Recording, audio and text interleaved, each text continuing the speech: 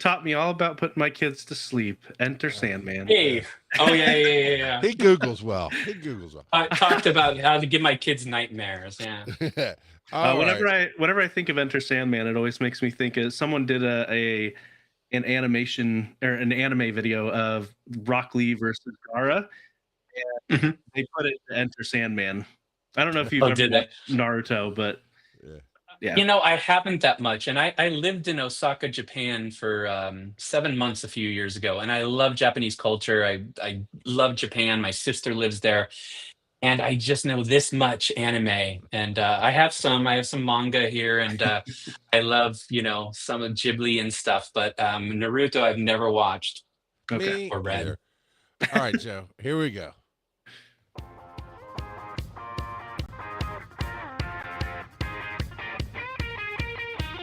This is Wise and Nerdy, where fatherhood meets fandom.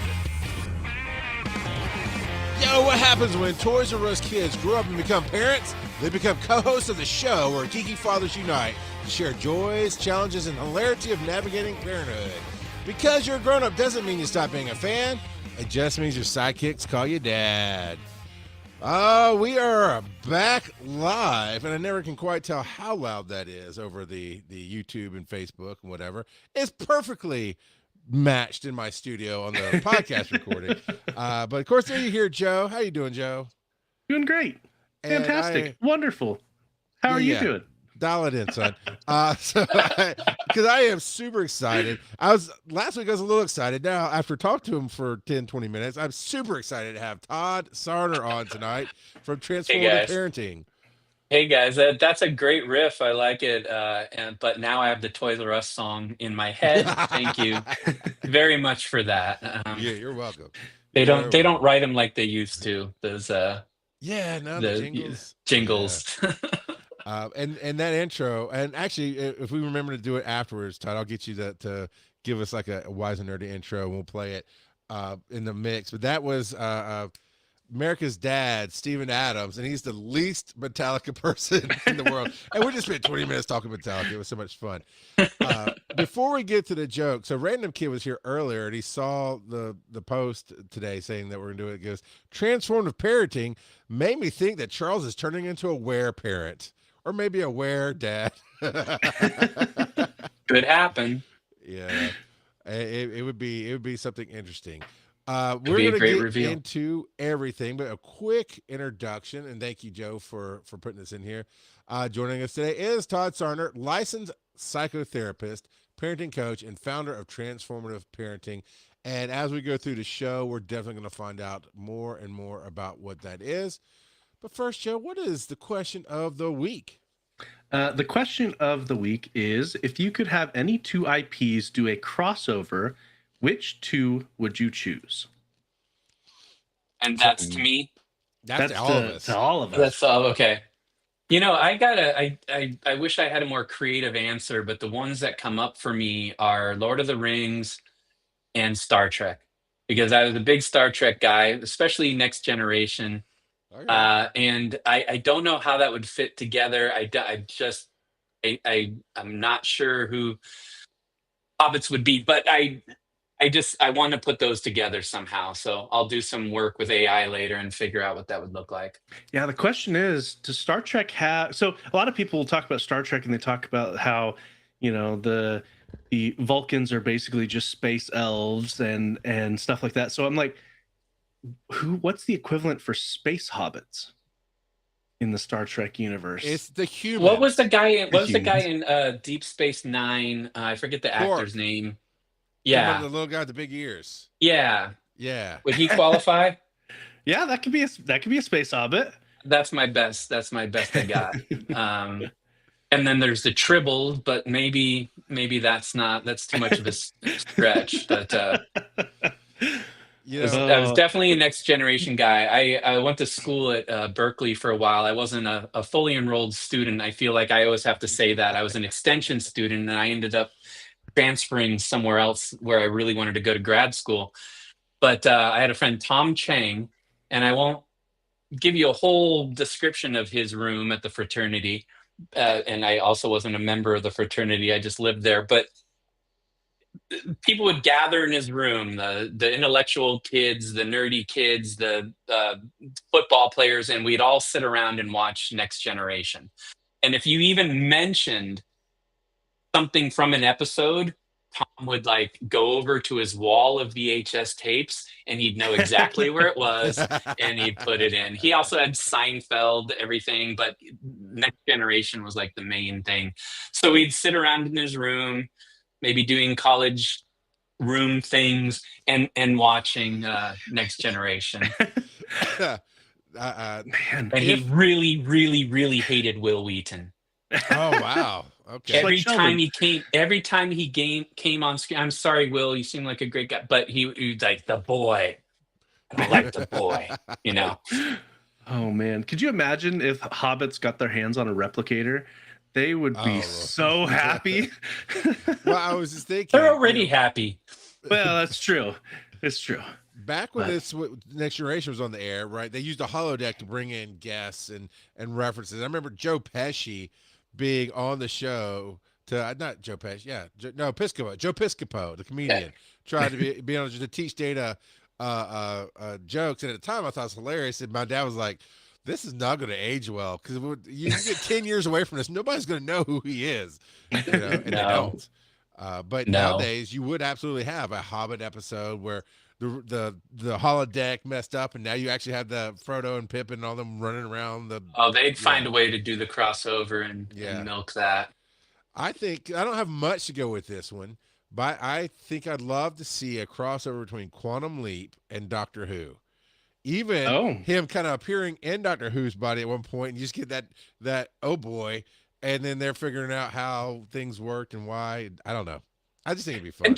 Didn't they just do a new Quantum Leap a couple years ago? They did. Did that happen? Yeah, it did. Okay. Yes, it was not a fever dream. I didn't know that actually came out. I knew they had announced it, but they did a season, and I watched half of it. And they had some good moments, but it didn't have the same magic. And it was supposed to be extending on, so they were talking about the Beckett Foundation and different things like that, but it just didn't quite. I don't know. Quantum Leap was a thing of its time. You know, I'm trying to remember. Was the original one Scott Bakula? Yes. Yeah. So we could do a crossover there. Yeah. Quantum Leap and Quantum Leap. Yeah. No, Quantum Leap Star and Trek. the Star Trek with Bakula. Didn't think of that, huh? Yeah. What about you, Joe? I would love to see Teenage Mutant Ninja Turtles with Demon Slayer. Could you imagine that? Yeah, especially the black and white run of Teenage Mutant Ninja Turtles, because they were the more gritty, darker turtle stories.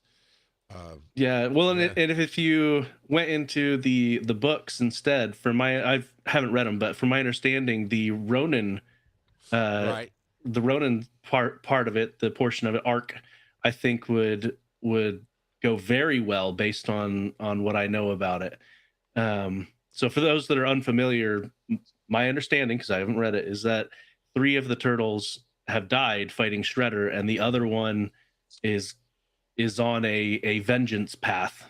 He's out of his shell. And I know for a long time people were speculating on which turtle it was because he had all of their equipment at that point. And so there was a lot of speculation. I think they revealed it, but I'm not gonna say. Oh yeah. I didn't realize it's a surprise. I don't know for sure either. I always assumed it was Raphael, but I saw something the other day that led me to believe it was something else. But it was like, to me, that story is from the mid 2000s. I want to say it's an older story. I thought anyway, but if it's still a mystery to people, I'll leave it alone. But I think Michelangelo and Zenitsu, I almost call him Yellow Boy, but I look over, he's on the wall. They would get along very well. Yeah. I could definitely see that.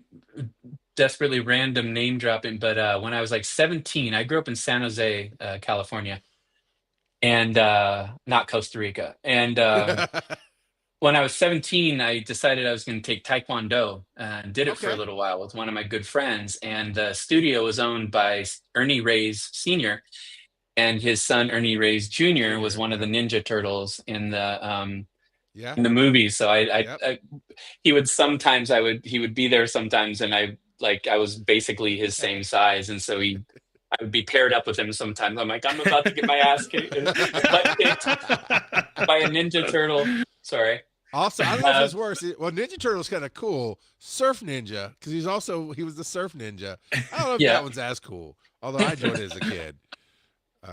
Yeah, That's true. And we do have my kids called in, and so did Devo. So we've got a few different people to hear what their answers would be. So let's see what Brought to You by Bob has to say. All right. Hi, I'm Bob. And for the question of the week, if you could have any IPs do a crossover, which one would you choose? I would choose Pokemon and Dungeons and Dragons, because then I could be a druid and then use wild shape to transform into Pokemon. Specifically, one of my favorites, Hisuian Gudra, brought to you by Did he have a Bob. stroke? His word, he just went aphasia coming in. What is he saying? I love the Brought to You by Bob. Oh, yeah, no, that's that's great. amazing. That's great. Hisuian Gudra is what he said. So what's a Gudra? Because we did that show for many, many years, and I've never heard that one. It's a snot dragon. Oh, I mean, gross. it's a gooey dragon is what it is. No, I Gudra. think you nailed it. Oh, good for you, Bob. That's smart. That's smart. Wild shape. Yep. Like it. Better than my answer. All right, let's see what Jebby would pick. Hi, I'm Jebediah, and for the question of the week, I would like to have the book, Bad Guys, and Okay. I don't have another favorite one. I'll be Bad Guys too. Just Bye. bad guys. He wants bad guys to cross over with bad guys. Okay. I thought he said Five Guys. Like, oh, we're gonna That's get what some I heard food at crossing first, Wants over. a burger. Yeah. Okay, 5 guys with bad guys. Five The Guys. wolf beats is just Aqua Teen gonna go Hunger chow Force. down. Is he talking about the Oh. bad guys, like the movie? Yeah. Okay. So, yeah, he likes those. He likes the movies, but he also likes the books quite a bit. I knew they So. came from books. Yeah. So, and then let's see what Devo picks. I'm so excited. I can do speak pipes on my phone again. Something happened. My microphones failed, and I actually had to get my phone replaced. Not replaced, No? but repaired. Well, it's probably replaced anyway. I had to send it off. So the question is, if you could have any two IPs do a crossover, which two would you choose? Well, how about 4.4.4.4 and 8.8.8.8? That'd make it Oh 12.12.12.12. That's what I got. Oh boy. Oh, okay. That I gotta find the button. I have not. I need found the to- button. I need a moment. Where is it? Oh, that was a good bad dad joke. No, not that one. Let's see. Oh, it's not here anymore. But we had a button that said "nerds." Wow, Devo, just Nerds. Oh man. I think it's time to move on. How did you work such a nerdy bad dad joke into the question of the week, Devo? That's painful. All right, you want a 3 or a 6? Just go ahead and do the bad. Devo set the tone. Go ahead and do some bad dad jokes. All righty. Let's see. Ooh. I practice gentle parenting, gently reminding them who pays for the Wi-Fi bill. So, Todd, as a psychotherapist, is it really bad parenting to say such dumb jokes? Because I feel like it is. No, it's absolutely critical for survival. It's good for everyone. You're not I getting endorse paid it to do fully. Oh damn! I was looking forward to that Five Guys gift certificate. Oh no! Here we're a Taco Bell house. You'll get a Taco Bell gift card. Oh boy, I haven't had Taco Bell in a long time. Well, that's because you live near real Mexican food. We do Yeah, have real Mexican food here, yeah. But yeah. I used to work with kids in group homes, and you'd always have like a limited budget, Oh, okay. and you'd have four big teenage boys, five, six of them, and it's like, how are you going to spend this $20? It's like Ah, yeah, $40, and boy, Taco Bell a lot, and they knew their yeah. order, and I always regretted it after, but love it too. Fire sauce, gotta have the fire sauce. Yeah. Joe, do you have one more? Sure. My kids said they were bored, so I gave them chores. Suddenly, their boredom was cured. That's just a parenting. Where's the joke? I don't That's just a understand the joke. statement. Yeah. Yeah. So All I right, ask you all a right. question. You're not funny. That's not a Fine. question. All right. Well, we've got one from Discord. Maybe it'll be better Okay. than the ones I brought.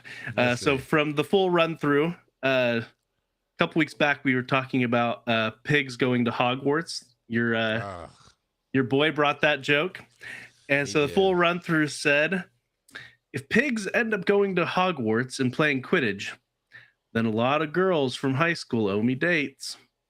They always said, when pigs fly. Oh, boy. So full run through. I'm You're gonna saying you're need not 2 of those happy in gift your marriage. certificates. Yeah, we're now, Joe. We're branching into Todd's actual billable time with these jokes. So let's rock on. Let's roll some Okay. dice. Yeah.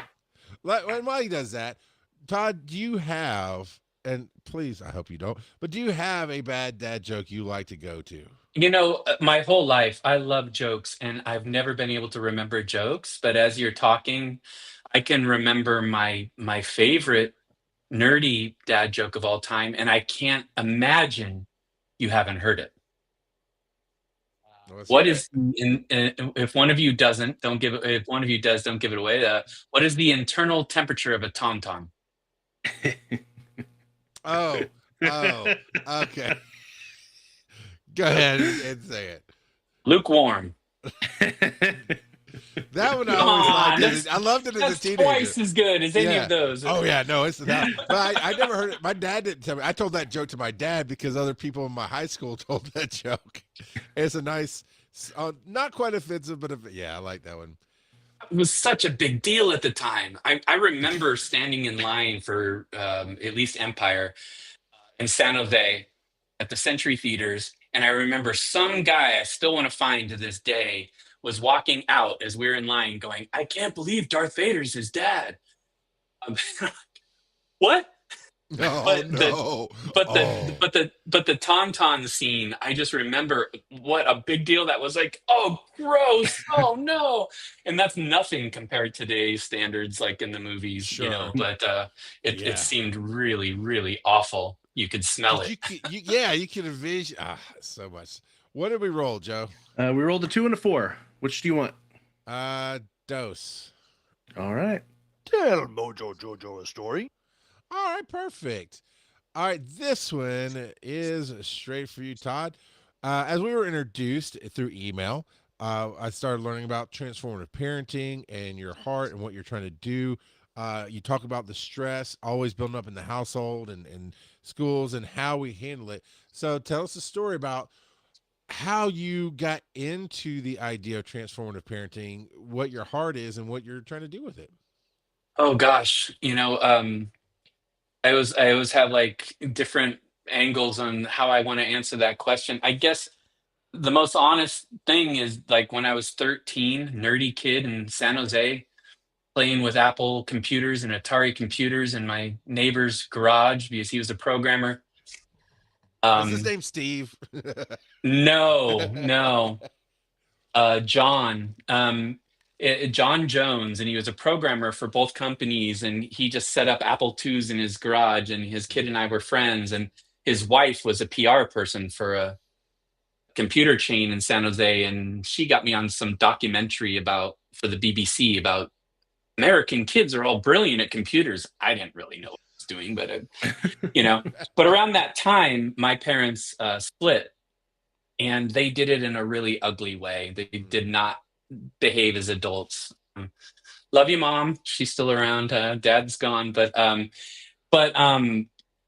the family court, I guess I wasn't there, said these kids might be getting screwed up. Send them to a counselor to have them checked out. Make sure that they're not. I don't know what the conclusion was in my case, but I went and saw a counselor for, I don't know, a good part of a year, Marty, and I loved it. I just thought it was great. And I didn't feel like I had a lot of people to talk to. And it was just awesome having that time. And he was just such a good guy. I actually went back and saw him like 10 years later a couple times just to reconnect. But I guess that was the beginning. I said, I want to do that. And so up until grad school and through grad school, I just thought I was going to be a counselor for kids. And a couple things changed. One, becoming a dad myself. And I just went, guys, I'm not against counseling for kids. Sometimes it comes across that way. Sometimes kids need counseling, and that's awesome. And I loved it. But in general, I think we're supposed to be the answer for our kids, not other people. Sure. And if there's something going on, it would be really better if we could figure that out so that they can feel more connected to us and that they could talk to us. And as a dad, that just made too much sense to me. I'm like, I don't want my kid going somewhere else. I want him to be able to talk to me as mom. And then I became mentored by a guy named Dr. Gordon Neufeld. He wrote a book called Hold On to Your Kids that's, I think, still selling well after a couple decades. And I found his book when my kid was a baby, and I just loved it. It really helped me connect the dots about a lot of things about my education and training, that I became a dad. And guys, I didn't know what the hell I was doing. I had 100 and something. I had 100 something grand into this education about counseling, and I had worked with kids. And so I thought I'd at least have a leg up. I got you. But in graduate school, they don't really teach you like, okay, what's it mean to be a good parent? They just teach you all these different theories, and like you have to like figure out how to put them together. So I found Dr. Neufeld's book, and his main theme was, you are the answer for your kids. And that parenting wasn't mostly about what you do. That parenting was mostly about who you were to your kids. And I don't know if that sounds too abstract, but that if you understand what your role is, what to do actually is a lot easier. So like if you thought your job was to be an overly gentle parent all the time, that's going to affect what you do. If you thought you're supposed to be a strict authoritarian, that's going to affect. If you thought you were supposed to be best friends with your kids, you're not going to make the right decisions sometimes, because you're making them based on, will it make them happy, rather than, is it taking care of them? So all of those things just started connecting for me. And I just went, I want to do that. I want to like be the guy behind the scenes that talks to the parents and helps the parents.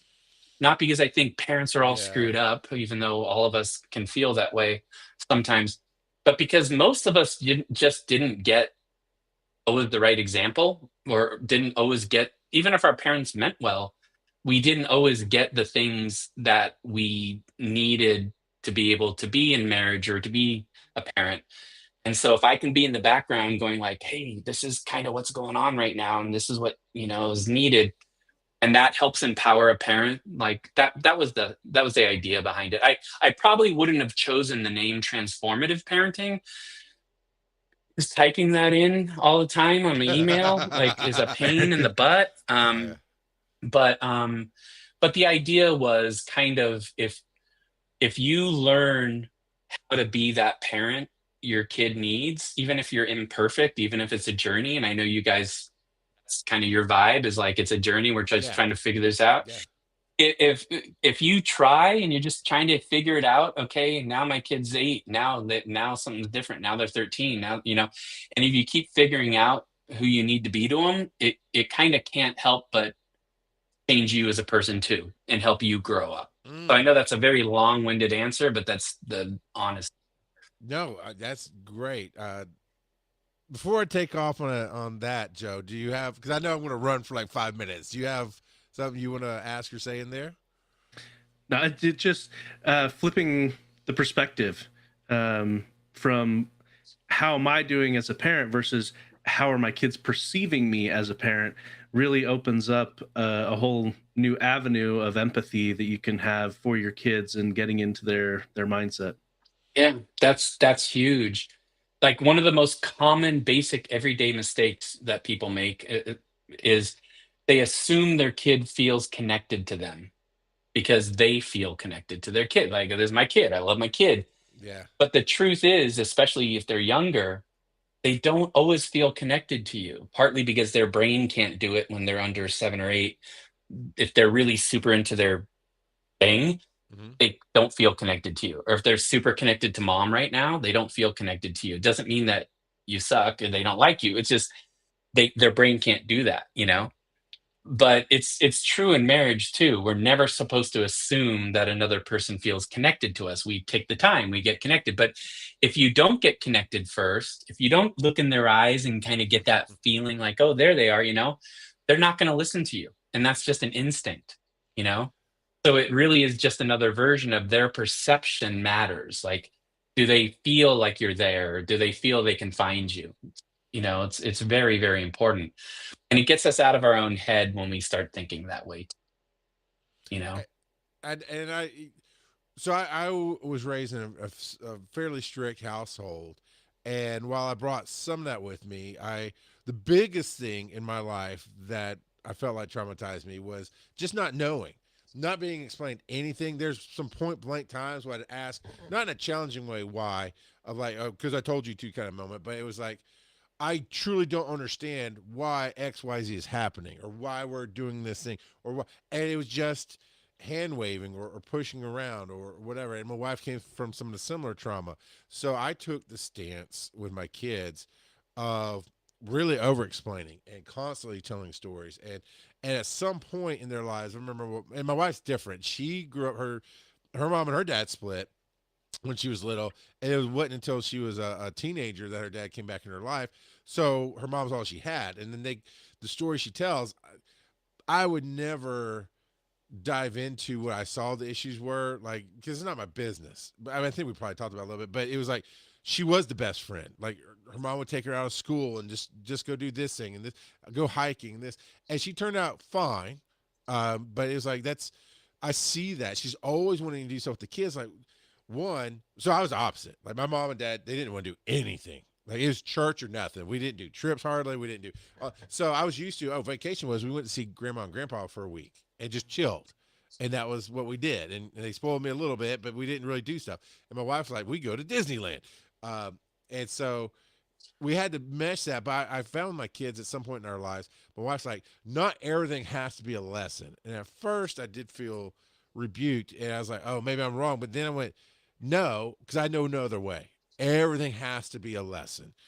Hmm. And it didn't quite take the effect I thought it would with my kids, to a point it did push them away a little bit with stuff. Like they won't hardly tell me anything. And unless I ask, if I ask them, they'll sit and share, but they openly share with their mom. And that is I was thinking about this the other day, not even thinking about you coming on the show. I was like, that's okay though. I have to accept it because I did the best I thought I could do. I mean, if you can Yeah. nitpick certain situations, sure, I could have handled my anger better here. I could have just backed off, as I've learned in life. Like, not, I don't always, everything is a lesson, but I don't always jump in now to make sure they learn that lesson. But Yeah. I'm going to ask you, as that parenting psychotherapist, what in general, and I know, we're not doing a session, I know we're not going all over the place, but in general, Okay, you're on the clock anyway, so. oh man, there's all my Taco Bell gift cards.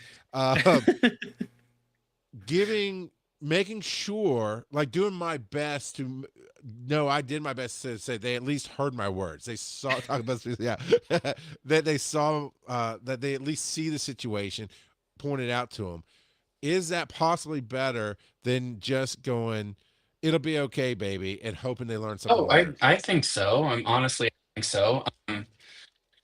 You know, you brought up a lot of cool things there, and I won't go deeply into them. You can ask me any follow-up, and I know we might have to roll the dice some more. But you know, one of the most important concepts that Neufeld taught me I teach the parents I work with is just the idea of being alpha. And alpha isn't you're a dictator who like barks at your kids, and you're also not the best friend, and you're not, passive like, oh, what do you guys want to do? It's you're the papa bear, you're the mama bear.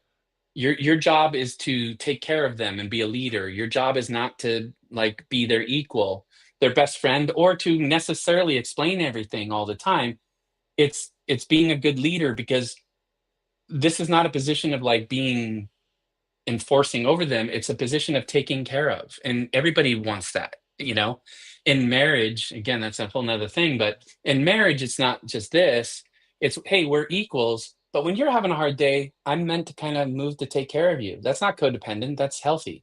Yeah. And then we're okay, and then tomorrow you're having a bad day and I take care of you the way you feel taken care of, not the way I want to be taken care of. That's a big trick. I'm a couples counselor too. But with kids, we're meant to be in that alpha position, which is my main job is not to make you happy. I want you to be happy. I want to have fun with you. I had great times with my kid going to spring training and, going to having adventures and geocaching and having fun. But my main job was not to make him happy. My main job was to take care of him, right? And that's a good thing. But also the not knowing thing, in talking about that, Charles, you're talking about one of the most important concepts, I think, in marriage and in parenting. And again, I'll try to be brief, but one of my mentors, Dan Tatkin, who's a well-known couples counselor, author guy, great dude. We used to nerd out about TV all the time. I would drive him to the airport when he was coming to do trainings, and I thought, I'll pick this guy's brain about the work, and we'd end up talking about The Wire the whole time, or whatever show we were watching. Oh, yeah. But he had this thing he said, I don't know if it was wholly original, but conflict versus deficit. And conflict is, if I think my wife is not doing something that I really need because she's just mad at me or doesn't want to, I'm going to have a conflict attitude, and I might be kind of mean back sometimes, even if I'm an evolved human being who doesn't want to do that. Right. And that's just kind of how it goes. But if I kind of see it as maybe she doesn't know, and if she looks at me and goes, maybe he doesn't know because nobody taught him how to do that, well, then you can have a whole different conversation. Hey, do you know that I need this and what that's about? Oh, no, I didn't. Okay, well, I'm telling you, as a couples counselor too, I watch those conversations all day long, and people are like light bulbs over their head. They're like, oh, what? You just didn't know? Does that make sense? Yep. Yeah. And it's true of kids too. People get frustrated with their kids all the time because of what they're doing on purpose. It's almost never on purpose. Okay. Like, you can tell me a situation where your one kid was so mad at you because you had a bad week, and you could tell me that, and okay, I get it. In general, kids are just doing what's their instinct to do and what they know how to do. And they don't know how to do almost anything, even like once they start becoming 4, it looks like they know stuff. Now, look at the little mini me. He looks like a little adult. They don't know. And so when they're feeling upset inside, they go, I hate you. They don't hate you. Don't take it personally. They just don't know what to do, all the feelings. You know what I mean? And so if we saw it that way, if we're just like, oh, my kid just doesn't know how to do this thing, you might still have a boundary with them. That's fine. The whole gentle parenting thing sometimes is like, people are like, you don't ever say no to a kid. No. Yeah. You can set a boundary and say, that's not okay. We don't do that. But I don't have to yell at you and scream at you and make you feel bad to say that. I love you, but we don't do that. No, we don't. It's a no. We're not doing it. I love you. I know you're frustrated, but no, it's not mean, And so I'm going off on tangents here, but No, we got you. our job is to take care of them and to understand that for the most part, they just don't know what they're doing. And it's our job to guide them and help them figure it out. You were talking about saying no. Early on, so my brother-in-law got married 6 months after I married his younger sister.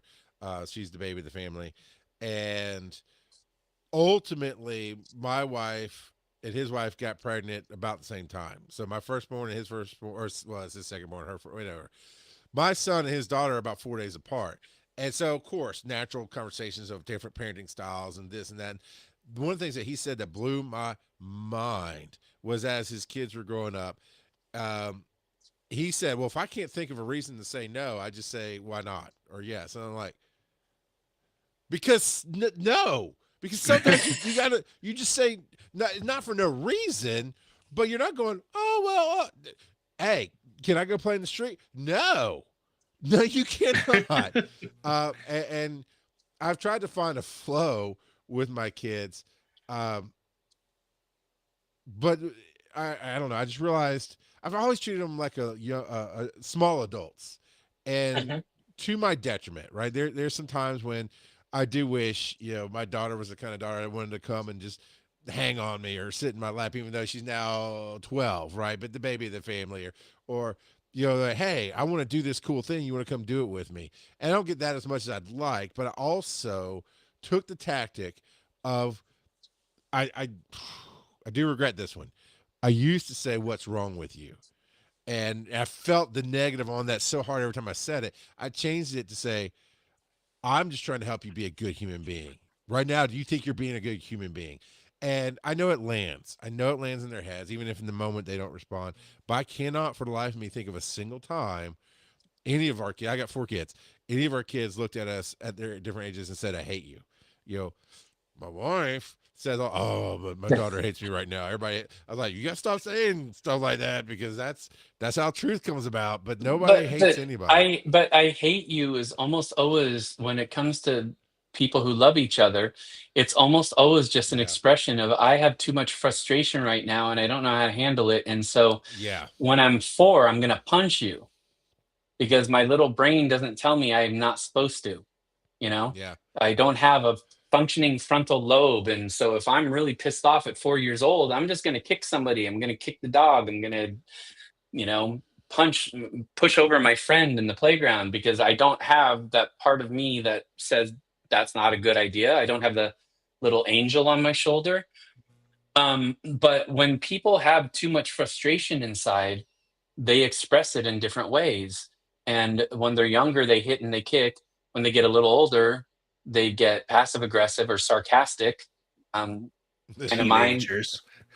I wasn't always the biggest kid. I wasn't always like the coolest kid, but I was kind of smart, and I could I could float something over your head. I know Neufeld talked about that too sometimes, but I could be sarcastic, but that's a form of aggression. Sometimes it's whining, but yeah, I think one of the things I wanted to say to you earlier, Charles, when you're in talking and now is like, I think the journey of a parent is do your best. Mm, And then if you kind of find your conscience going, "Mm, I need to adjust that," then you adjust that, problem mm. solved. And again, if you're doing the same harmful thing over and over again, like, yeah, kind of try to stop that. But if you're noticing it, it's your conscience usually goes, that's not the dad I want to be. That's not the parent I want to be. Listen to that and then adjust. And then apologize if you need to. Not, oh my God, I'm the worst parent. Like, hey, I didn't like the way I was talking to you. That was crappy. I'm sorry. I'll try to be better. I was just frustrated. But we got to solve this issue. That is more valuable. Honestly, I think that's more valuable than some kind of mythical perfect parenting that Mm. I've never seen. Okay. I don't know a perfect parent. I don't know somebody who doesn't get frustrated. I don't know anybody who doesn't make mistakes. But that's part of life. When we make a mistake, we correct it. Right? And that teaches your children something that they wouldn't learn if you didn't make mistakes. Make sense? Yes, Yeah, and yeah. that Showing your kids how to work through their mistakes is a very, very valuable lesson. And I think ultimately Very. one of the best things you can do as a parent is showing good examples in stressful situations. For sure. I Yeah. would Yeah, go ahead. I would dare say what qualifies anybody as a good parent is putting in the effort to be there, the effort to connect, the effort to understand. Trying matters. It matters a lot. And I have a lot of adult clients who talk to me about their childhoods, and I hear sometimes, yeah, my dad was a little harsh sometimes, but I always knew he loved me. And I go, good. Works. Now, am I saying he needed to be harsh? No, but I am saying that at least the love came through, and he did his best with what he had, and that's fine. But I guess I want to loop back just for a second about the no thing. Is I was going to say something about that too. You're bringing up too many things that get me going. Yeah. But fitting together that alpha thing is I'm supposed to say no according to that alpha kind of mantra. What is it in this moment to take care of my child?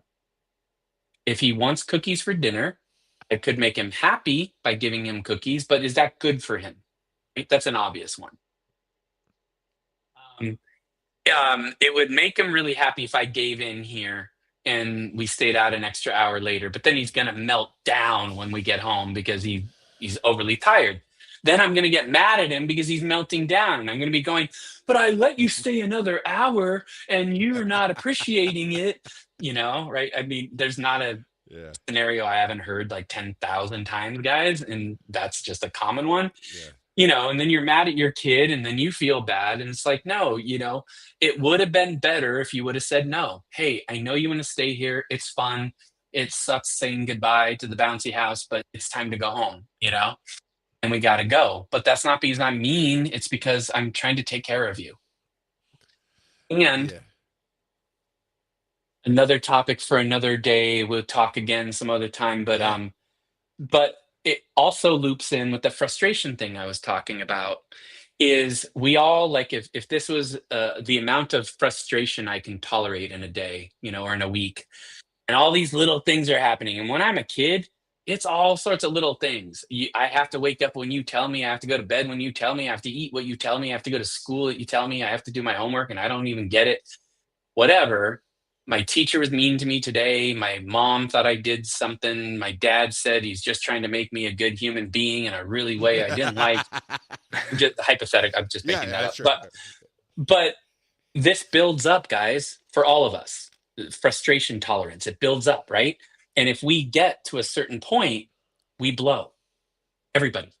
Okay. We start screaming at people in traffic, or we're really sarcastic to our wife, or whatever, And the way that human beings process those feelings and get them out is somebody that I cry or I just release it, accept it. You know what I mean? Yeah. Like I accept I can't change this thing. And the way that parents do that is looking for when their kids are frustrated and that tank is getting a little full. They're starting to poke you. They're starting to ask you for things that are ridiculous. Like, can I have a cookie for dinner? My kid asked me one time, he was overly tired. It's like 9:00 at night. He usually goes to bed at 7:30.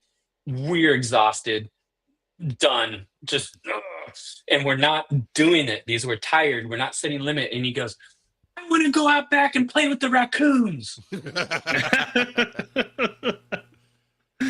We had these raccoons digging up our backyard. We had this big, beautiful grass area in our backyard in San Rafael, California. And I guess the raccoons teach their kids how to, get bugs or something, and they were digging up our yard. And I love most living creatures. I don't love mosquitoes and I don't love raccoons. And you go camping and they steal your cookies, and looping back to the cookies. Yeah. But that is the most ridiculous thing ever. But it was like his little 3-year-old was going, you guys are doing kind of a bad job of saying no to me right now and kind of being a little more firm. Can you please look, I'm going to make it easy for you. I'm going to go outside and play with the raccoons. Makes sense? And so you say no and you mean it and you stick to it. You have some compassion and empathy in there. Hey, I know you're having a hard time. I know I love you, but no. You just balance those things. I love you, but no. And hold them in that. And then what happens is, you guys, I'm sure have seen this. When you do it right, they cry, they get it all out. And then what happens? Like, what happens to a kid after they've had a good cry like that? They feel better and they sleep. That's like us. Yeah. Right? Like, just like us. If we're frustrated in our day, we'll pick a fight with our spouse because we're feeling, But once you get it out, you feel clean, you feel better. And all of a sudden, like that example of the raccoons, my kid was like, want to go to bed, Daddy?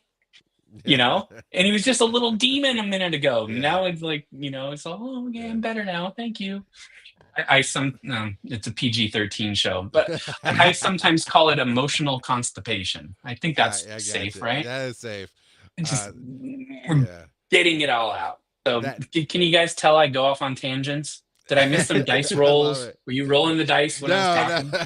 But no, this is great. One, you should have your own podcast where you just take a question, go off on the tangent, give the advice, and send it out. Believe me, I've been thinking about it for like 5 years, and I just can't do. I'm just like, I don't know what I want to do. I don't want to do what everybody else is doing, and how would I do it? So I'll do it. I'll figure it out. I know a rock god that might be able to guide you in certain ways. Nice. Because I think you're on to something here. We'd definitely love to have you back. Because we'll just do therapy night one night or something. I knew I wanted to be on this show. I really like you guys. I like watching, so it seemed like it would be a fun hang. Where can people find you? Do you have a book? I know you have a website. Like they want to start either getting pointed in a direction where they need to go, like nationwide. I know you're out in California, so maybe in Georgia I couldn't necessarily, or maybe I could. So where can people start finding help, specifically your kind of help? Yeah, the website that was just up there, like again, see, that was not my best decision. Like it should just be raddad.com. See if they got that. Exactly.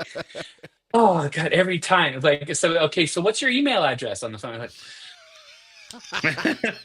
PODD. Yeah.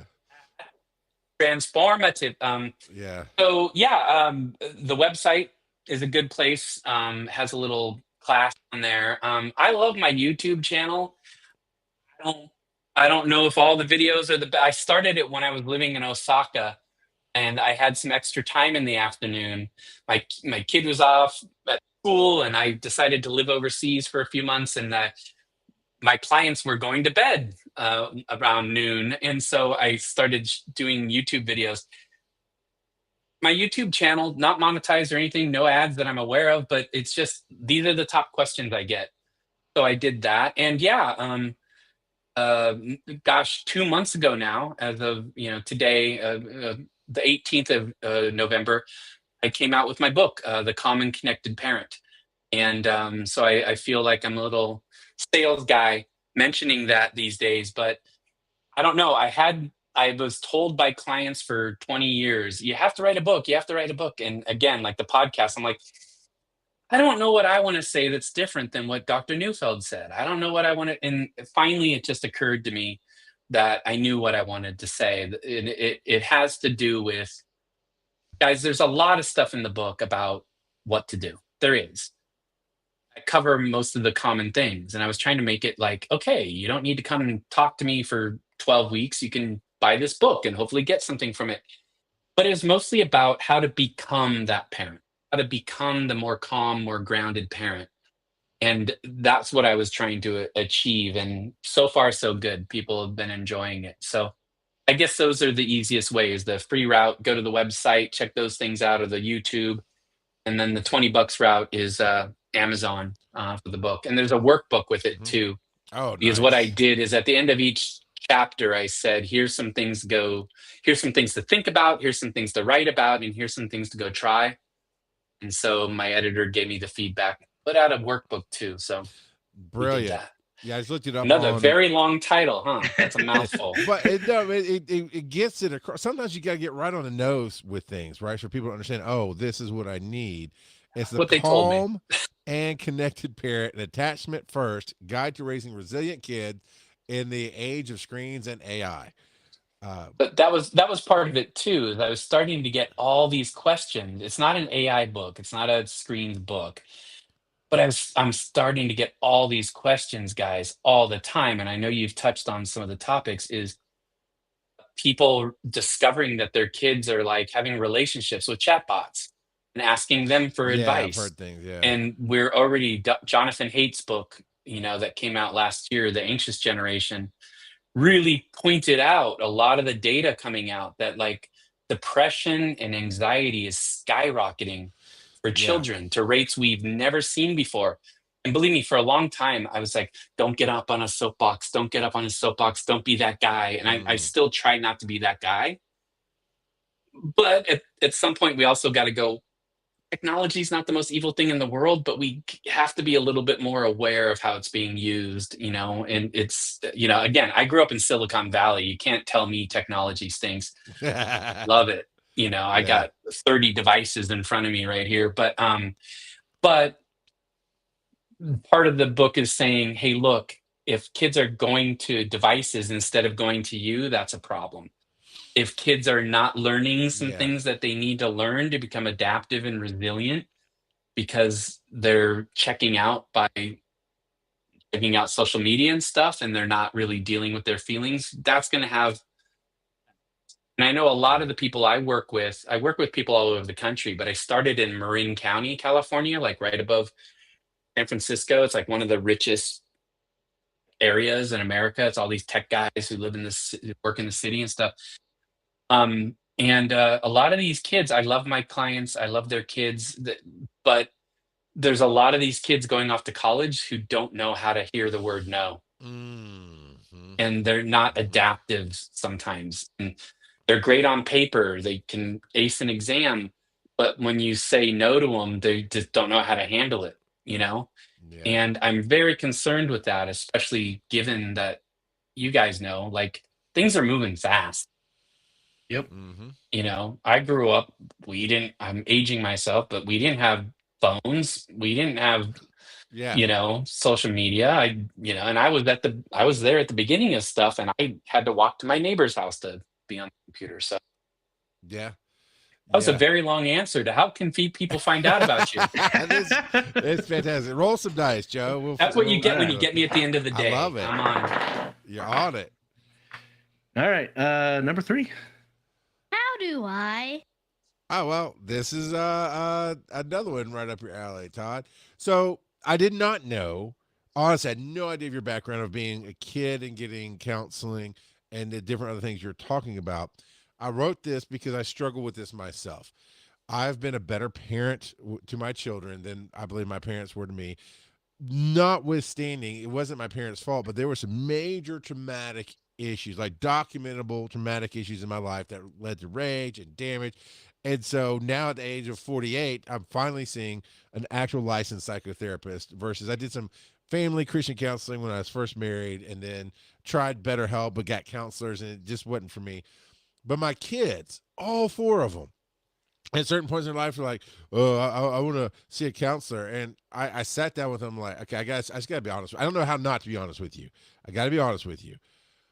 I don't see why you would ever need that. You've had 0 real issues in your life. You've had a great life, no documentable tragedies, but just because I don't understand it doesn't mean I don't love you. I will support you. So we will figure that out. And the first couple of tries was a little bit of a mess. And even to my youngest, because honestly, this is where social media blows things up way too big, right? Because there's definitely a much bigger need in this world to have therapy and to get therapy.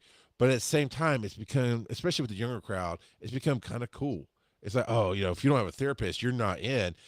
And it's hard to find that middle ground. So the how do I question is, how do I help my kids with therapy when I don't see why they need it? Oh, gosh. Maybe we talk a little bit more about some specifics but there's lots of reasons. Like, one thing to start off with is therapy doesn't mean something's wrong with you. And maybe that's a good place to start. Okay. Therapy doesn't necessarily mean something's wrong with you. And I have to tell my clients that all the time. We joked as beginning therapists. I don't get this as much these days, but when I was a beginning therapist, like almost every time in a first session, you'd get this nervous laughter question at the end of the session. So do you think I'm crazy? Do you think I'm really messed up? And yeah, sometimes therapy is good when you have trauma. I mean, I'm trained in EMDR therapy and somatic therapy and different trauma therapies. I've learned from some of the best. Trauma is real.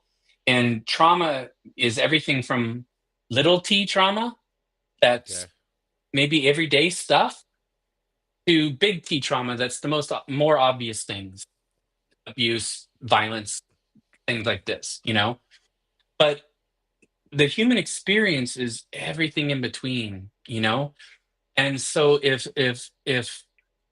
for whatever reason I think I might be helped by having a fair third party who could just listen to me, then maybe that's good.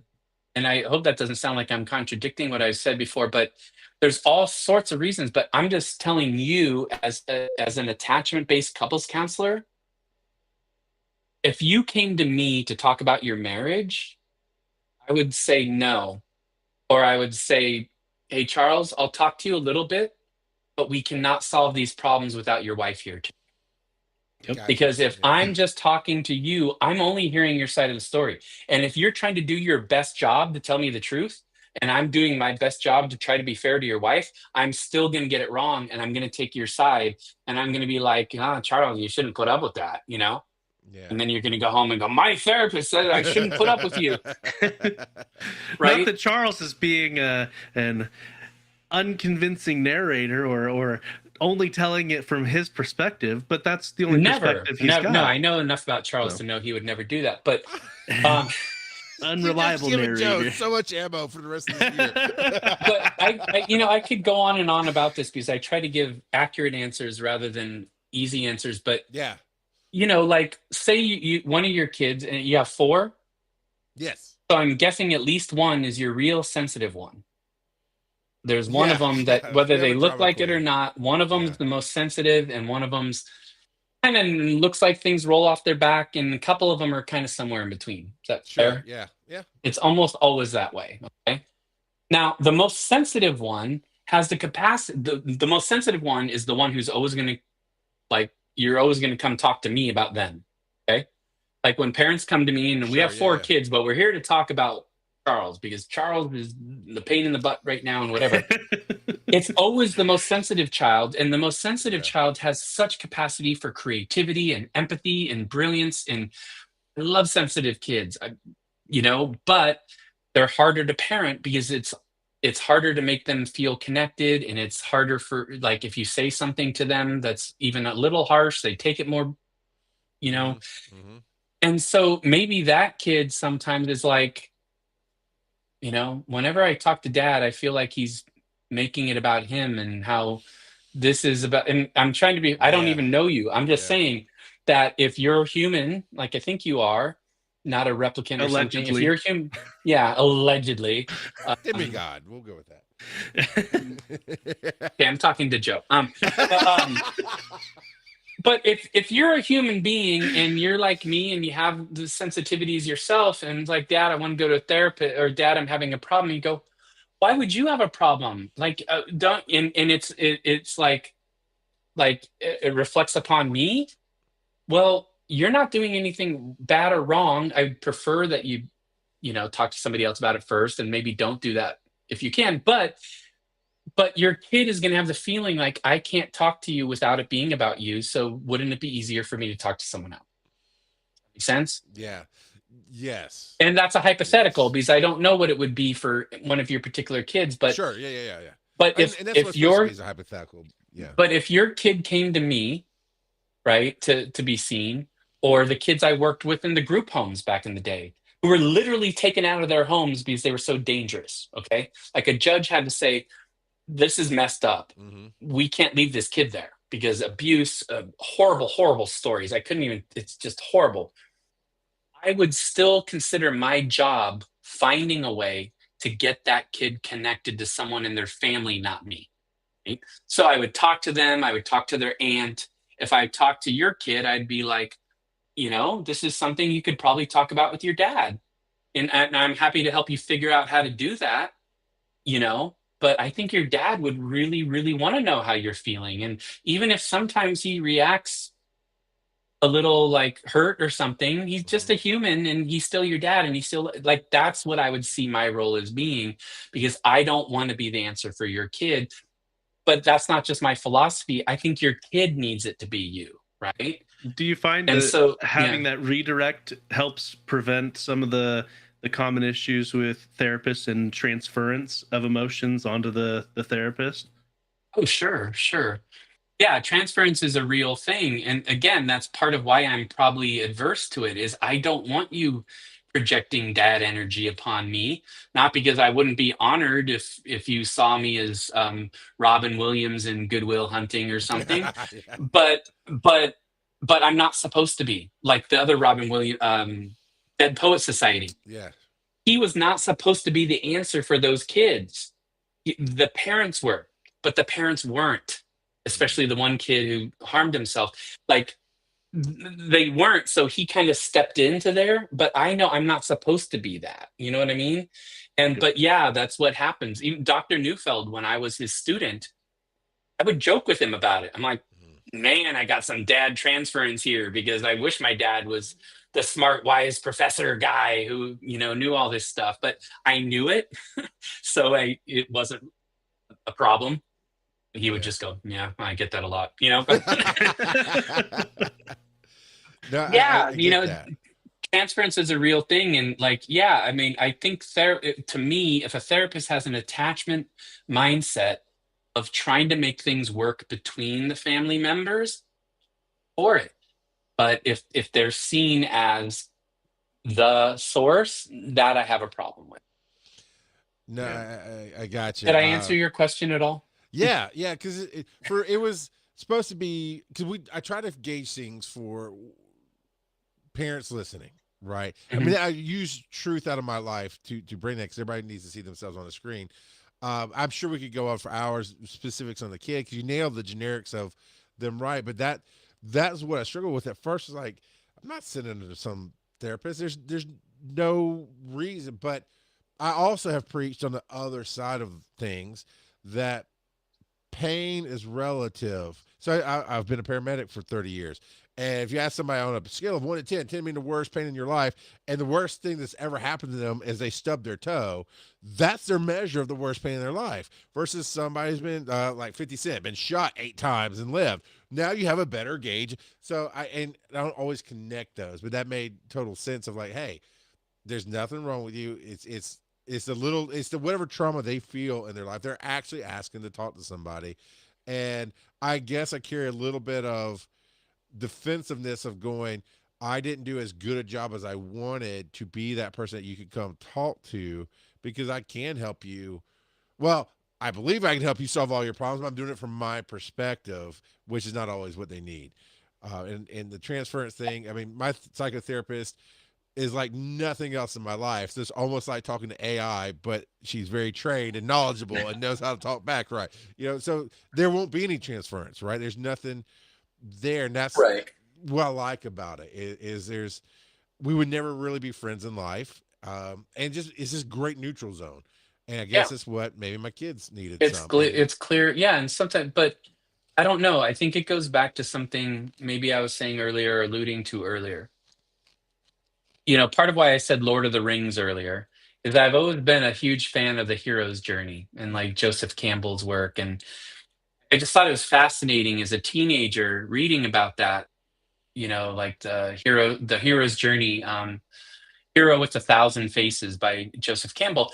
And he talked about in all cultures around the world, they tell the same story. Even the virgin birth story in different religions, like Jesus, like the same story is told about the Buddha and about Vishnu. It's one of the others, Muhammad. Um, but this hero's journey idea of the Hobbit on the quest to save the world, and there's all these challenges. Or my favorite, and rest in peace, Rob Reiner, but The Princess Bride. Mm. That you have this journey and you're trying to do it, and you're going to have to go through some fire swamps and deal with rodents of unusual size. But the fact that you did that and the fact that you stuck with it, even though you should have quit, and even though a lot of things felt bad along the way, is the reward, right? And when it's in Star Wars and it's Luke Skywalker, or it's the Hobbit, or it's whatever, oh wow, that's grand on a big scale, and tauntauns and Mordor and things. But I think what it was meant to be is that that's what we all go through. We all go through these journeys ourselves. And part of that journey, to try to hopefully tie together what I'm saying here, is when you realize something as a parent, like, I wish I would have done a better job, or I wish I would be somebody that my kids could come to. Like, my whole thing is, okay, cool.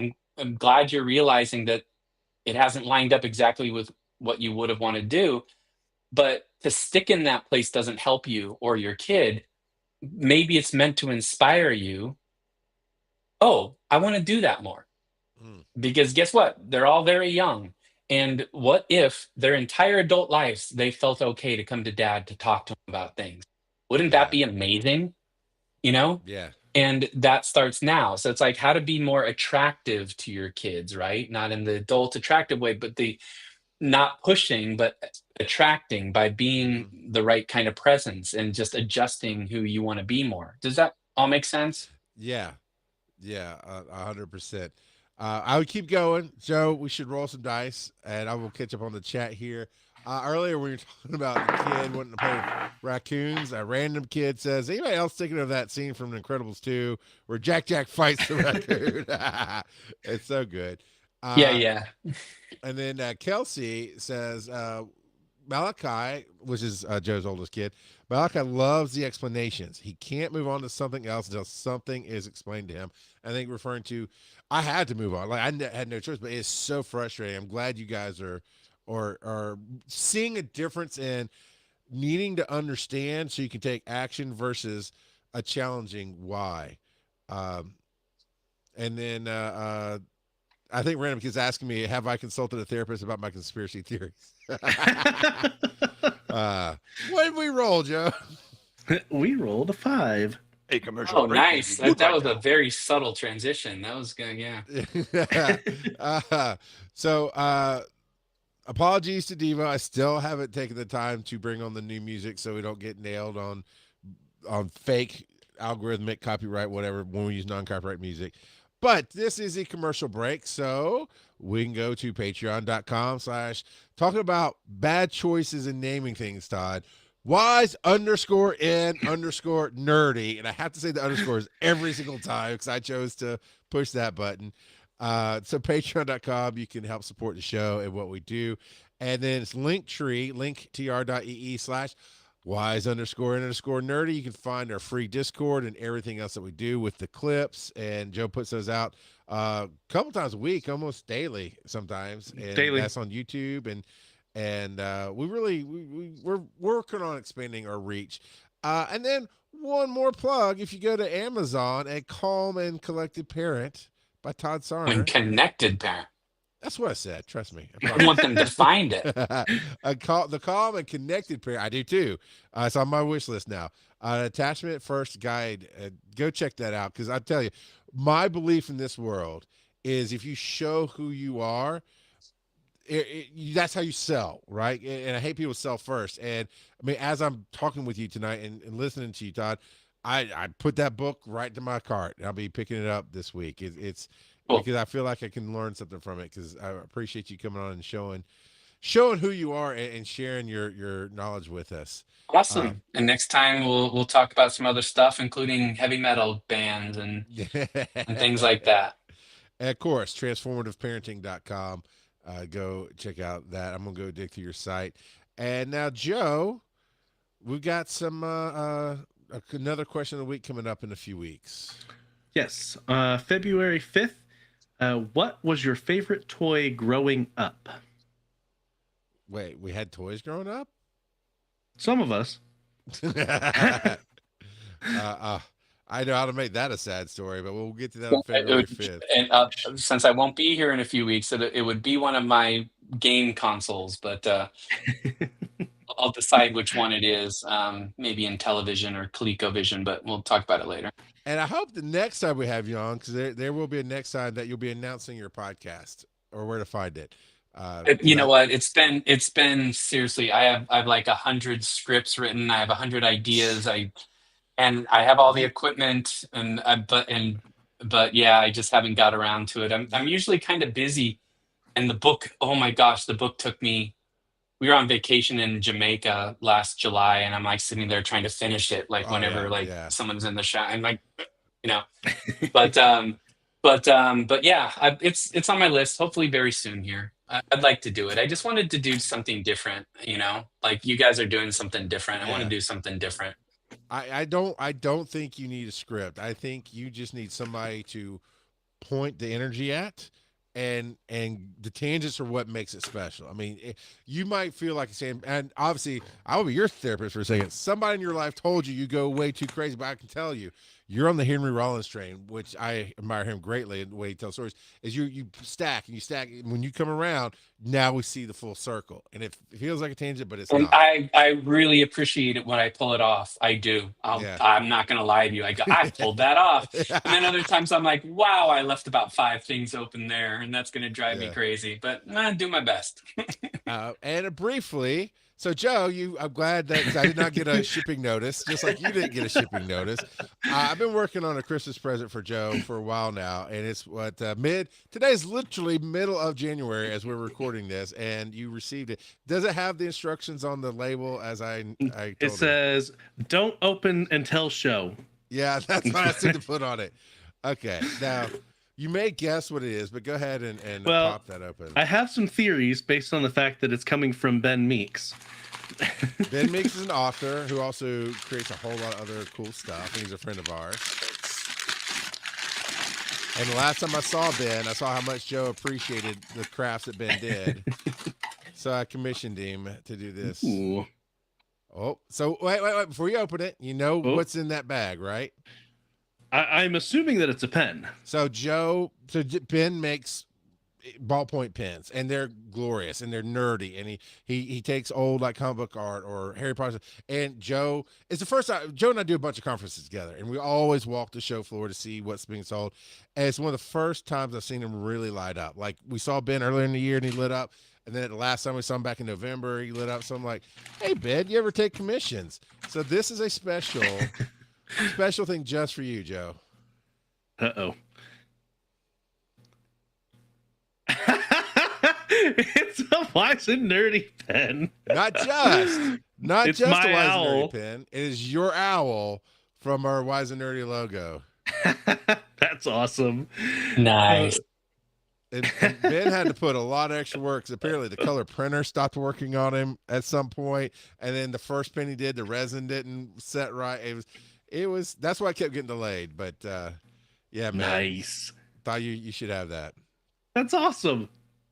Maybe if Super I do awesome. like 5 appearances over the next few years, maybe I can get an owl. Hey, Like- if you get 5, you might get a jersey. And normally it's not Nice. 28 degrees outside. I have my jerseys on. Nice. Oh, I didn't bring my box yet. So I've been working on this a while, but you can see it's actually a different owl. It didn't matter. But next week for everybody, I got actual enamel pins made, Joe. I worked with a person in China, and they came in last week, and I'm going to start some at the conferences, but I've been working, Todd, for a while on an enamel pen that I could sell that would be generic enough that people go, oh, this is cool. My husband's nerdy. It's an owl with glasses. It's different than the one there in our logo because that's a special logo we had made, but it's got a little mohawk. Yeah, so I'm very happy with it. And then, Kelsey said the kids were convinced I got you a 3D printer from Temu. And then they saw the box that I made a quip. I'm like, man, those prints are going to be about yay big. All right, do we have any more speak pipes or anything before we roll on to the rest of it? Yes, we do. We've got one from Devo that says, Uber nerding, not a joke. Okay. Allegedly. It's a new year and new set of speak pipes. I have been pretty busy. A lot of things going on beyond the scope of this lively, lovely podcast. I have gotten into a new hobby because I need another hobby called Mesh-tastic. And I won't even go into all the details of it. Essentially, it is peer-to-peer data, texting off the internet between people, and I've gotten into it. A couple of coworkers talked about it. I looked into it, and I'm hooked. So I'm playing with it. I'm soldering, putting things together. putting together something to put on my roof of my house. I happen to live in a location. It's like one of the top 3 highest locations in my little section. And so I've got really good coverage. So yeah, it is so bad nerding stuff here. I can't even begin. If you look into it, mesh tax tastic. It's a dark, deep hole of I can't even. I don't think there's any real purpose behind it except it's something. It's fun. I do it. That's awesome. So I had never heard about Meshtastic, so I Googled it real quick. Sure. It seems vibe-wise similar to ham radio, but apparently you don't need any kind of license or whatever, but it's an interconnection of devices that allows you to communicate with each other. Off grid, it says. Yeah. And I don't know if it's verbal or if it's just text or what, but yeah. So before we know it, before 2026 ends, we're going to see a Devo site cellular network that will be on his plans, and it's all untraceable. And I don't know. That's awesome, Devo. Very cool. Is that everything? That is everything for Speak Pipes. So now we're looking for a 1 or a 4. On with the show. And we got a 4. All right. Parliament of Papas. So, Joe, you found this one. Go ahead and set it up, sir. So it comes to us from Reddit, from Am I the Buttface subreddit. It says, am I the buttface for letting my kids loot my brother's house to prove my point? Find out. Yes, we will. My brother and his family came for a visit last month. My kids and I play with Lego, and we have fun leaving little dioramas around our house. Just silly little stuff, like a fight between Iron Man and Darth Vader on the Loot Llama. It's just our way of leaving Easter eggs around the house. My nephew really liked them and decided to take a few home. Oh. When we noticed they were missing, I asked my brother to bring them back. He said that it was just kids being kids and that he would bring them back the next time we saw each other. I saw him for coffee, and I reminded him beforehand that I wanted all of our stuff back. He forgot to bring the toys. Okay, game on. We went over to his place for a barbecue. I told my kids that unless our stuff was returned to us when we got there, literally anything in the house was fair game. Like, oh, wow. All right, let's go. Like the godless barbarians they are, they went to town. When we left, I don't think there were any remotes, small electronics, or beer mugs left at his house. I actually had to sneak the dog back into the house before we left. I started getting calls on our way home. I ignored them. When I got home, I returned the calls. He said a bunch of stuff was missing from his house. I said I would check with the kids. That's good. He said that I well knew what happened and that he wanted his stuff back. I said I would box it up and return it the next time we saw each other, as long as we got our Lego back. He was at my house with my Lego later that evening. He had accidentally included stuff that wasn't ours. I returned it and his stuff. I told him that this is how we would be dealing with his kid in the future. He is pissed off that he had to make a special trip to return my stuff. My parents think that there's a huge difference between an 8-year-old taking Lego minifigs and a couple of teenagers pillaging their uncle's house. Am I the buttface? I will have to recuse myself from this one because I was that godless barbarian teenager and looted a place with permission one day. So I don't think I can be an impartial judge on this one. Oh, man. I mean, he drove his point home. They didn't keep any of the stuff. and ultimately he got the outcome he wanted, which was them returning their stuff. I kind of don't think he's the butt face. I'm not gonna call him that either. I don't know what's the right thing for me to say professionally, but I got a kick out of it, and I thought, well, yeah, nothing No harm, wrong. no foul. I love sneaking the dog Exactly, back in. no harm, no foul. I got the feel dog. like the brother with the kid that stole the Legos is the older brother, and the brother with the teenagers who raided the house is the younger brother. And that has little brother energy all over it of going, oh, okay, game on, sir. Because I've watched my younger son retaliate in ways that like, okay, we got to learn how to retaliate. We don't go nuclear instantly, dude. You gotta let it build. So I think we're all in agreement. You are not the butt face, and that was a hilarious way to get your corner. Everything, man. They went remotes. The dog. That is hilarious. Teenagers know how to hit them where it hurts. Taking all the small electronics that are gonna just be such nuisances. See, I was a little more devious. I wouldn't have taken remotes. I would have taken the batteries out of the remotes. I would have taken every charger cable I could find, but not the charging blocks. You know, yeah. and then hold their phones hostage as the battery percentages tick down, sending them little updates or just spamming their phone emojis. So you guys are the butt face. Yeah, because we would have taken Okay. it a lot further and darker. Oh, Yes. So I won't tell the whole story, and maybe one day on the show, Joe, we can bring it up, and I'll Daddy tell me the story, and I will. But as Civil Air Patrol, we went to a different base. We felt slighted, so our college-age adults. Now, mind you, I'm 16 years old, and the same guy I am now, except full of rage and made the world my own.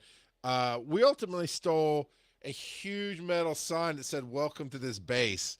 And the adults did not discover it until we were back at our hometown where we were supposed to be. And they're like, oh my God, we got to give this back. We're going to get prosecuted. So nothing bad happened. But all right. Okay, so we're going to end with what are we nerding out about? And Joe, you have Hightail, which sounds like a mispronunciation of DuckTales or Hyrule. So Hightail is a brand new game that came out a couple days ago. Though it's been in development for like 10 or 11 years and it's had a messy timeline, but the original creator finally got the rights back and said, look, I know it's not fully polished, but people have been waiting for this for over a decade. We're putting it out. And so it's an alpha version, and they've told people, if you want to wait for a polished version, don't buy it yet. But I've been playing it here and there, and it feels a lot more polished than they have been leading people to believe. Now, granted, there's a ton of areas where they literally have signs in game that say WIP, work in progress, or coming soon, and things like that. I thought I was trying to teach hygiene to kids. And so it is, when you look at it, you're like, oh, this is similar to Minecraft, and that makes a whole lot of sense because Hightail is made by the same people that did Hypixel, which they make a ton of mods and run servers for Minecraft. And so it is a block-based game. So you can go around, you can build stuff just like in Minecraft, but they are planning to include a lot more RPG elements to it. And so I've gone to different areas. Like you go through a portal and you end up in this area where you can't attack anything, you can't build anything, but there's a whole bunch of NPCs there. And from my understanding, eventually there's going to be NPCs that give you quests in there as well. But yeah, no, the gameplay is smooth. The biggest issue with it at this point is probably a performance issues. You need quite a bit of RAM to run this game. But other than some performance hitches here and there, it's been a great experience. They definitely need to do some balance tweaks to it. It's pretty harsh when you first get started out.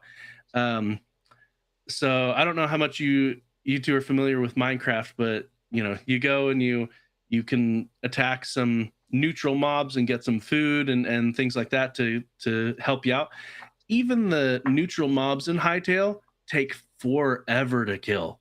Like so I got a basic stone sword, and I went over to kill a sheep, and it took like 12 hits to kill this sheep. Whereas in Minecraft, when you kill a sheep, even with just punching it with your fists, it's down in like 5 hits. Okay, Let alone if you've got a sword. to see if PETA comes after us. Just punch the sheep. I just had to keep bashing it in the head with a stone sword. But yeah, I think it's got good bones, and I love to see how it's going to be once they have it polished. They've already put out, so it came out on the 13th. Today's the 15th. They've already put out at least 2 patches that I know of, because I've had to update twice. They are taking into consideration all of the feedback that they're getting over on their Discord, and the various bug reports that people have put in, and so they are on top of things, and they are polishing things quickly. So Nice. I think it'll have a good future. And with all of the pre-sale money, they announced that they have funding for at least the next 2 years, and they have committed to development for the next decade. Oh, So, okay. Well, there you go. Yeah, so I think this will be one that stands the test of time, but we'll see. It's only 2 days in, but that's what I'm predicting. Awesome, man. Speaking of needing a lot of RAM to run, I watched Tron Ares the other day. Oh, I just saw that it was on Disney Plus. Yeah. Ah, I'm excited. Because you did a panel on it. I'm assuming you've seen it already. Nope, not yet. So you did the panel. Well, the movie wasn't even out when you did the panel. The panel was all about speculation. Oh, was it? Okay. Yes, it's on Disney We lost Plus. Todd. Oh no, Todd will come back. But I bet you something died on. There you are. He's like, forget Tron, I'm out. No spoilers. No, all of a sudden it just froze up on me, and you guys were gone. Was it worth watching? The original was such a big part of my youth, and playing the video game at Safeway. Yeah, same. But I watched the original. The patterns, Yes. There's some fan service in there, so you'll see some of the actual original throwbacks to the first movie, without spoiling it, because it's just fun. It's nothing big, but it was just like, oh, cool. Yes, so I watched Tron the same way I watched Transformers. The story's okay, and I hope it's good type of deal when I go into it. But I really just want to see these really cool things playing out in real life. Because I watched the original Tron, I was like, probably like the same thing you did, Todd. We went and got up a Frisbee, and all of a sudden now we're playing the Tron game instead of Frisbee.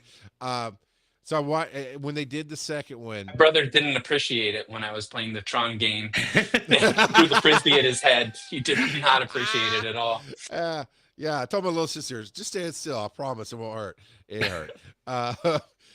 So yes, I it's the same vibe, right? You get to see the world. You get to see that stuff. Of course, we've seen from the trailers. They come to our world. There's some of it, and I won't throw it off here, but there's some of it I went, that looked really cool, but why?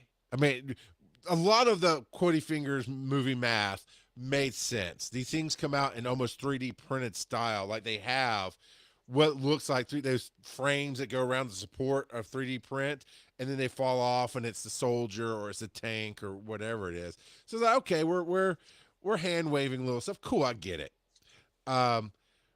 But yes, it's worth watching if you like, especially if you like the first one. I like the second one as well, and I feel like the same vibe is tied through with Master Control and the idea of good versus evil, but they're programs. But this is how they kind of operate. So they play more into it. I thought it was really cool. They did like a DOS attack, essentially. Well, it didn't start off as a DOS attack. It started off as a hack.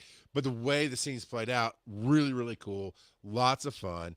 I loved all the special effects and stuff that I go to watch the movie for, and the story was decent.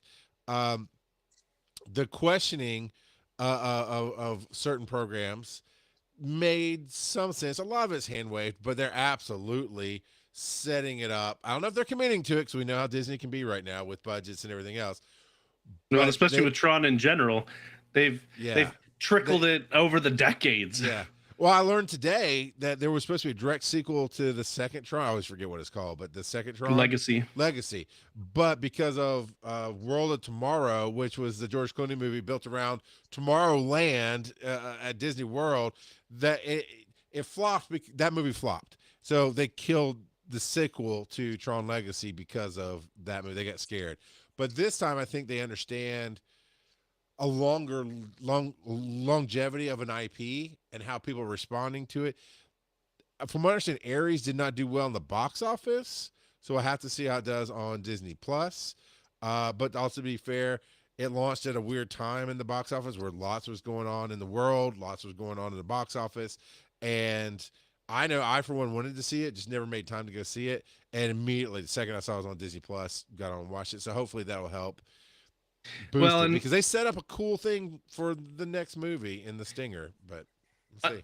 Like I said, I haven't seen it yet, but the way they were portraying it in the sequel or in the trailers, they didn't seem to be including a lot of the characters from, like, there wasn't much of a continuation of the characters. Obviously, it's a continuation of story, but like they talked about how they weren't going to be bringing back the son and no, they didn't, and stuff like that. So I'm just like, that might have put a lot of people off from seeing it in the theaters and just waiting until it comes to Disney Plus. Say this: I need to go rewatch Legacy, but the way they do the intro of the movie, and it was a little off-putting because to my memory, this scene was never in the original, but it's like an old 1970s TV, and it's that style of interview with Jeff Bridges' character talking about, oh, I can't wait to see the world of inside the computers, and at some point that world will come out to us.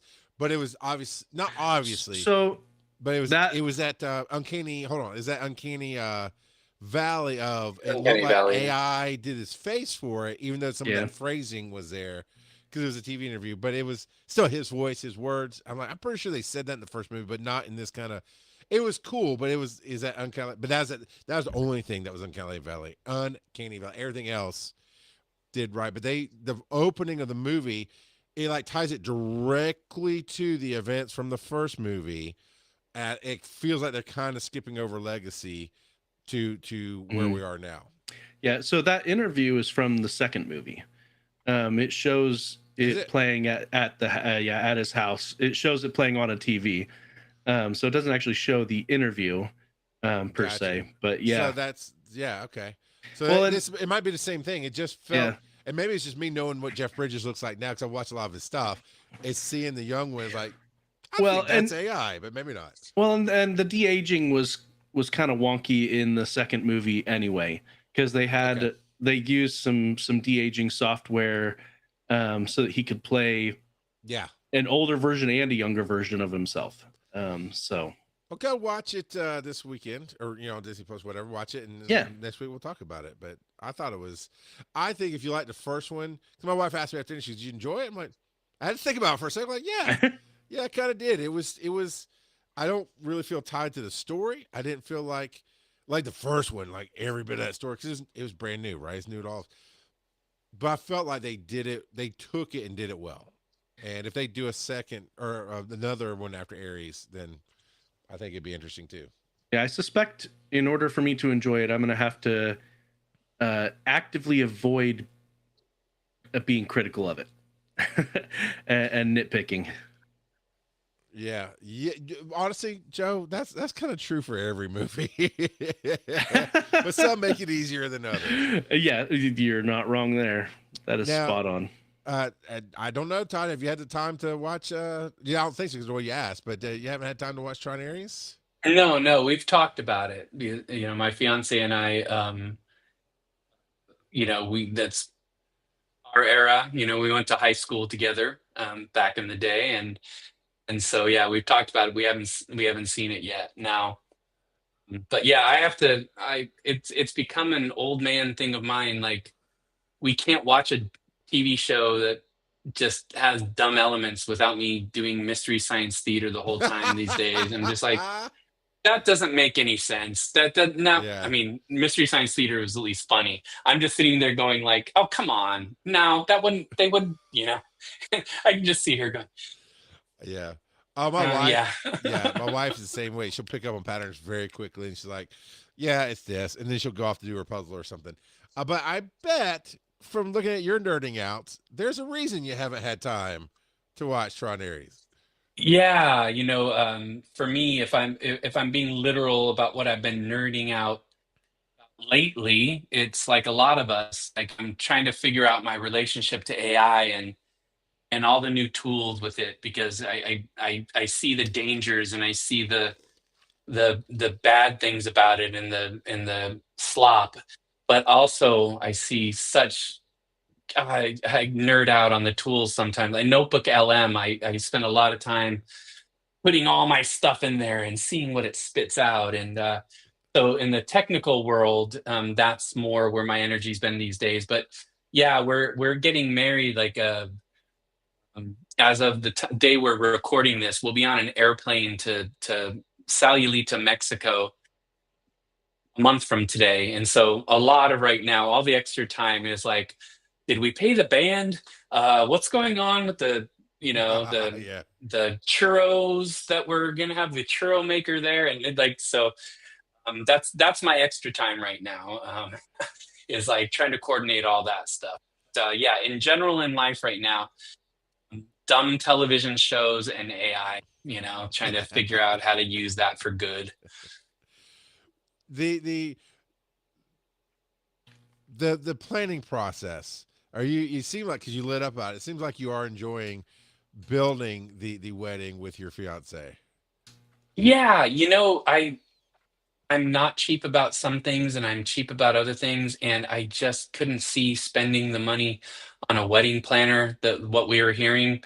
I was like, no, I want that to go to the food. I'm like, we got this. So we have a guy who's going to coordinate day of, and he's helping us. But I'm like, I got this. I'm going to do a lot of it. I'm not going to be the guy who's sitting in the background going, what do you need a check, honey? I'm going to be actually involved. And her work has been a lot more intense lately. Her company just got bought by a big tech company, and they've been busy with stuff. So yeah, I've been enjoying getting the playlist together and getting the churro maker and the cigar maker and we got this beautiful. Oh, I got you there, huh? Yeah, He spoke his yeah. language right there. Yeah. I don't smoke cigars much. Once, twice a year. I love them, but not that often. And I think inspired by my fiance's uncle, who's a big cigar guy. They live in Jamaica, and so when we were there last summer, it was smoking cigars out by the lagoon in Jamaica, Wow. drinking some Armagnac, and Yeah. like. And so I thought, oh, there's an option of a cigar maker. Yes.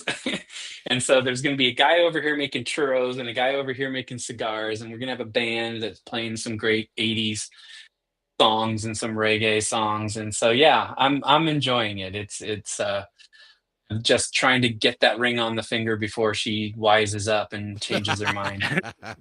Random Kid says, a live band and fresh churros. Can I get an invite? If you know the right people, you can talk. I hear there's tickets being auctioned off on eBay. So no. But yeah, Sayulita, Mexico is the first place we went, like, broad as a couple. I've known her. I met her the first day of high school, so we've known each other a little bit. Because clearly I'm 30 years old, and that's a long time. Were you okay? We got to clarify. I think Yeah. you said it earlier.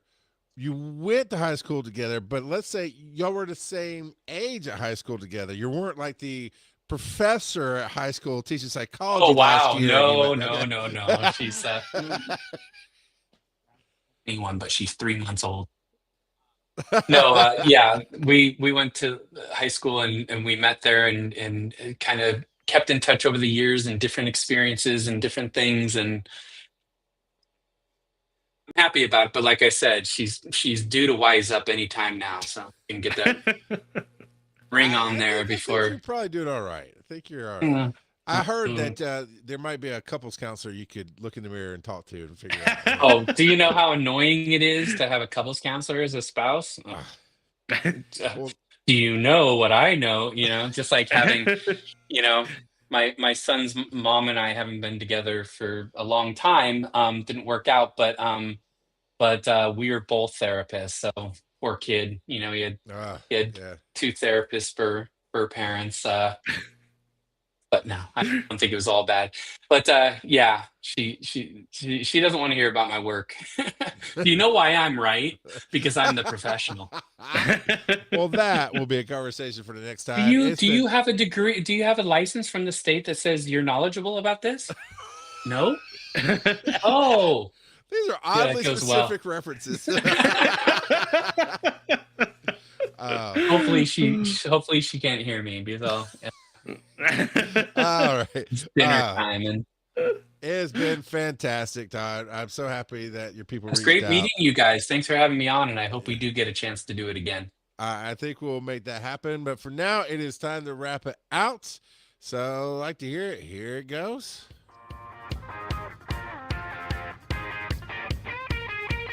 Follow these nerdy dads on social media. Charles at Rock God of Podcasting. Joe at Joseph_Ard. Check out the website, wiseandnerdy.com. And as always, they may not be your father, but they'll always be your daddy.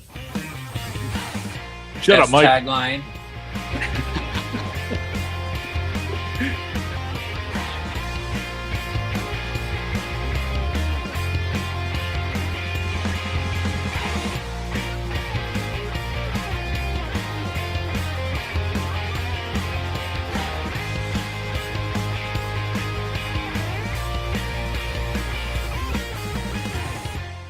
So, Joe, Mexico's this country south of us that's not United States. Oh, is it near It's where the Greenland? churro comes.